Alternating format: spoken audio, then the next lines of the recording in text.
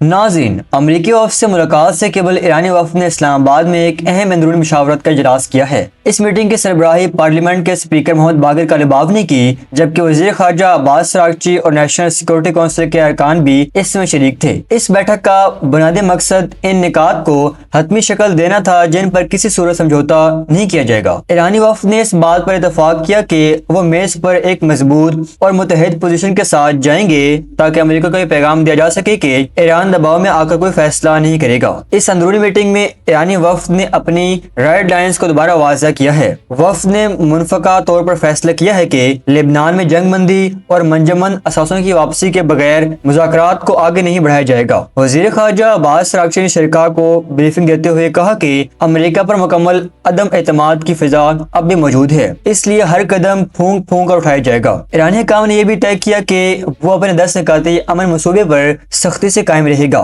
جس میں ابنائے حرمز پر ایرانی اتھارٹی اور میزائل پروگرام کا تحفظ سر فہرست میں ہے۔ اجلاس میں امریکی نائب صدر جے ڈی وینس کے ممکنہ سخت رویے اور صدر ٹرمپ کے وارننگ کا مقابلہ کرنے کے لیے بھی لائحہ عمل تیار کیا گیا۔ ایرانی وفد نے طے کیا کہ اگر امریکہ وفد کی جانب سے غیر ضروری مطالبات یا دھمکیاں سامنے آئی تو مذاکرات سے واک آؤٹ کرنے یا انہیں معطل کرنے کا آپشن بھی میز پر رکھا جائے گا۔ اس اندرونی مشاورت کے بعد ایرانی وفد اب مکمل تیاری کے ساتھ پاکستانی سہولت کاروں کے ذریعے اپنی تجاویز آگے بڑھانے کے لیے تیار ہیں، جس سے ظاہر ہوتا ہے کہ اسلام آباد مذاکرات کا یہ مرحلہ کتنا حساس اور پیچیدہ ہونے والا ہے۔